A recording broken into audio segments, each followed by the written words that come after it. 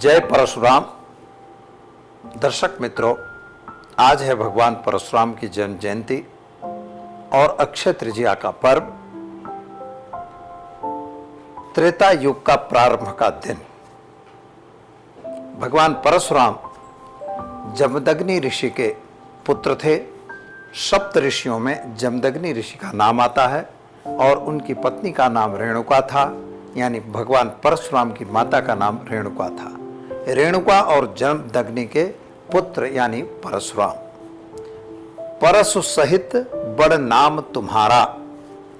भगवान परशुराम के लिए रामायण में तुलसीदास जी कहते हैं कि परशु सहित बड़ नाम तुम्हारा। भगवान परशुराम का नाम परशु के सहित है। राम तो है ही हैं, क्योंकि वे विष्णु भगवान के छठे अवतार थे। छठे अवतार भगवान विष्णु, क्योंकि जब जब हो ही धर्म की हानि, बाढ़े हैं असुर अधम अभिमानी, तब तब प्रभु ले मनुज शरीरा। जब जब हो ही धर्म की हानि, यदा यदा ही धर्मस्य ग्लानिर्भवत भारत, अभ्युत्थानम अधर्मस्य तदात्माहम सृजाम्यहम्। उसी समय भगवान का अवतरण होता है। भगवान परशुराम जन्म नहीं लेते, वे अवतरण लिए थे। और भगवान परशुराम को आज भी चिरंजीवी, सप्त चिरंजीवियों में उनका नाम आता है। जैसे वेदव्यास हैं, परशुराम हैं, हनुमान है, विभीषण है, इस तरह से भगवान परशुराम जो है वह चिरंजीवियों में से है। मंदराचल पर्वत पर आज भी परशुराम का निवास मिलता है। ऐसा पता लगता है कि वहां पर भगवान हाजरा हजूर है। अब यहां सवाल ये आता है कि परशु सहित इनके लिए ऐसा कहा जाता है कि अग्रतस चतुरो वेद पृष्ठतः सरसंधनु सापादपि सरादपि। यानी जब इनको दोनों चीज है, अग्रतस चतुरो वेद, भगवान परशुराम के आगे 4 वेद हैं, यानी मुंह में वाणी है, वेद की वाणी है, क्योंकि भगवान विष्णु के अवतार हैं, तो वेद तो मुंह पे हैं। और पृष्ठतः सरसंधनु, पीठ पर उन्होंने क्या रखा है? धनुष और बाण रखा हुआ है, परसा रखा हुआ है। परस भी उनके पास है। जरूर पड़ी तो फरसा से आपको काट दिया जाएगा, यानी अधर्मी जो होंगे उनका नाश किया जाएगा। जरूर पड़ी तो बाण से, अगर वो दूर भाग रहा है तो उसको दूर से बाण और धनुष से मारा जाएगा। और अगर सामने आ गया है तो उसे मुंह से श्राप देकर भी उसको नष्ट किया जाएगा। इसीलिए सापादपि सरादपि, भगवान श्राप भी देते हैं। श्राप से धनुष से मारेंगे और सर से मारेंगे, और नहीं तो श्राप देकर मार देंगे। कहा जाता है कि पिता की आज्ञा को लेकर भगवान परशुराम ने अपनी माता का शिरच्छेद किया था, क्योंकि सहस्त्रार्जुन ने उनका जो वहां पर गाय थी उस गाय को उठा ले गया था। सबसे बड़ा उनका शत्रु सहस्त्रार्जुन था, भगवान परशुराम का। 21 बार ऐसा कहा जाता है कि क्षत्रियों को, क्षत्रिय विहूनी पृथ्वी को कर दिया था। क्षत्रिय विहूनी का मतलब ये नहीं है मित्रों जो हम समझ रहे हैं।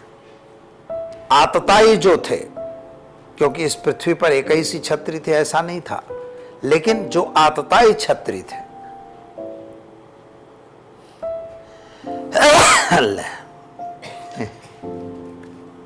रिटेक,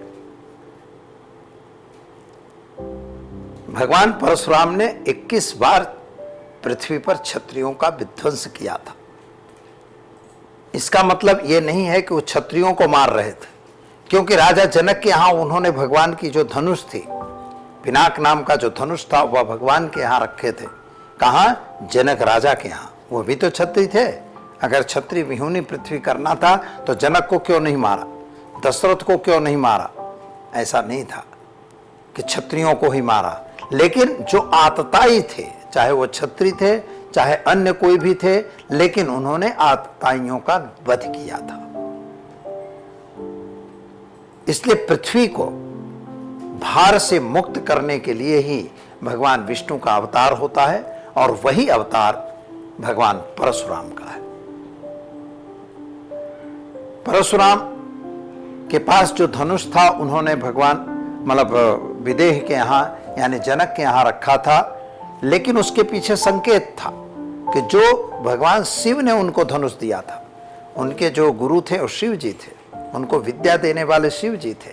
शिव जी ने जो धनुष दिया, बोला था कि यह धनुष जो भी आदमी इस पर प्रत्यंचा चढ़ा देगा, प्रत्यंचा के उसको डोरी चढ़ाएगा, तो आप समझ लीजिए कि वो आपके मतलब दूसरा अवतार भगवान राम का हो चुका है और आपका अब पृथ्वी पर से जाने का अवतार आ गया है। यह बताया गया था जब धनुष यज्ञ में भगवान शिव के धनुष को भगवान राम ने तोड़ा सीता का ब्याह करने के लिए, वो स्थिति अलग थी। वहां परशुराम बहुत क्रोधित हुए थे, लक्ष्मण उनका संवाद भी आता है, लेकिन वहीं पर भगवान परशुराम ने जब कोई सामने आ गया तो उन्होंने वो अपनी धनुष दिया कि इस पे तू प्रत्यंचा चढ़ाओ आप, तो छुअत चाप आप ही चढ़ गए हूं। जब उसको धनुष को छुआ तो अपने आप ही प्रत्यंचा चढ़ गई। यह जब देखा तो परशुराम ने स्वीकार किया कि हमारे विष्णु का दूसरा अवतार भी हमारा हो चुका है, इसलिए अब वहां से वो वहां से विदाई लेते हैं, पलायन करते हैं, यानी चले जाते हैं। मित्रों, वह परशुराम है कि जिनको दया के सागर भी हैं और क्रोध के सागर भी हैं। क्रोध अगर आ गया है तो वो किसी को इधर आगे पीछे नहीं देखते थे, अपनी मां का भी सर काट सकते थे। सिद्धांत के इतने प्रिय और इतने सचोट थे। पिता की आज्ञा को मानने के लिए उन्होंने मां का सरच्छेद किया, फिर माता का जो पिंडदान किया वह मातु गया में, जो हमारे गुजरात में महसाणा के पास में सिद्धपुर है, वहां पर बिंदु सरोवर में उन्होंने, कहा जाता है कि उनकी आंसू से वो बिंदु सरोवर भरा गया था और माता का पिंडदान वहां पर उन्होंने किया था। आज भी जिनकी माताओं का पिंडदान करना है तो वहां गुजरात में मात गया में किया जाता है। तो यही परशुराम भगवान की इच्छा थी। लेकिन एक बात का ध्यान यह रखना है कि परशुराम अतताइयों को नाश किए, धर्म की स्थापना किया, जो ब्राह्मण धर्म था उसको स्थापना किया। यहां पर ब्राह्मण धर्म का मतलब होता है अपनी नीति नियमों में रहना, भक्षा भक्ष से दूर रहना, गलत चीजों का सेवन न करना, चाहे वह दारू हो, गांजा हो, चरस हो, ऐसी चीजों का सेवन न करना, यानी निर्व्यसनी बनना, यही परशुराम जी का आदेश था। अगर आप ब्राह्मण छात्र हैं जरूरी नहीं है, लेकिन कोई भी हो, आप भारतीय हैं और आप अगर आर्य हैं तो आपको निश्चित रूप से यह व्यसनों से दूर रहना है। अगर आपको अपना विकास करना है, अगर आपको अपने आप में आगे जाना है तो निश्चित तौर पर व्यसन से दूर रहना है, अहंकार से दूर रहना है, साथ ही में किसी भी प्राणी पर दया भाव करना, यह भगवान परशुराम का मतलब स्वभाव था। यद्यपि एक बात थी कि क्रोध के सागर थे, वो कहीं भी कभी भी किसी से भी उलझ सकते थे। उनके शिष्य जो थे वो वसु के स्वरूप में भीष्म पितामह थे। कर्ण ने भी उनसे विद्या प्राप्त करना चाहा, लेकिन थोड़ी सी झूठ बोलने की वजह से उन्हें श्राप मिला और श्राप की वजह से उनका अंत हुआ। तो मित्रों, भगवान परशुराम अजेय हैं, अमर हैं और आज भी पृथ्वी पर विराजमान हैं। परशु सहित बल नाम तुम्हारा, भरसा के सहित उनका नाम लिया जाता है, इसीलिए उन्हें कहा जाता है परशुराम। दूसरे अर्थ में अगर समझे तो पर सुरा, जो दूसरों के लिए शुभ चिंता करता है, ऐसा नाम। और ब्राह्मण होने की वजह से, जमदग्नि ऋषि के पुत्र होने से भगवान परशुराम जो हैं वह एक श्रेष्ठ ब्राह्मण के रूप में थे, जो भगवान विष्णु के छठे अवतार के रूप में मनाए जाते हैं।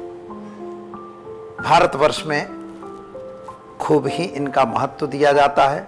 ब्राह्मण लोग इसमें यात्राएं वगैरह निकालते हैं और उनका सम्मान करते हैं, उनका पूजन किया जाता है। पुरुष सूक्त के मंत्रों के द्वारा भगवान परशुराम का पूजन होता है। उनके मंदिर भी कुछ जगह पे बनाए गए हैं और ख़ास तौर पर भगवान परशुराम की यात्रा निकाली जाती है और ब्राह्मण अपने आप को धन्य समझते हैं। हम भी अपने आप को धन्य समझते हैं। भगवान परशुराम के अगर आप उनका नाम भी लेते हैं तो आप समझिए कि सामान्य रूप से शत्रु जो हैं वह आपसे दूर हो जाएंगे। शत्रुओं का विनाश होगा और आपके घर में धर्म की स्थापना होगी। आप व्यसन से मुक्त होंगे। अगर नियमित रूप से परशुराम भगवान के नाम से एक दीपक अपने घर में जलाएंगे तो आपके बच्चे या पति या पत्नी जो भी गलत रास्ते पे हैं, गलत लाइन में हैं, वे निश्चित तौर पे अपने सीधी लाइन पे आ सकते हैं। तो दर्शक मित्रों, वीडियो कैसा लगा? अगर अच्छा लगा तो इसे लाइक शेयर कमेंट करिए। चैनल में पहली बार जुड़ रहे हैं तो इसे सब्सक्राइब जरूर करिए। दीजिए आचार्य दुर्गा प्रसाद शास्त्री को इजाजत। जय परशुराम।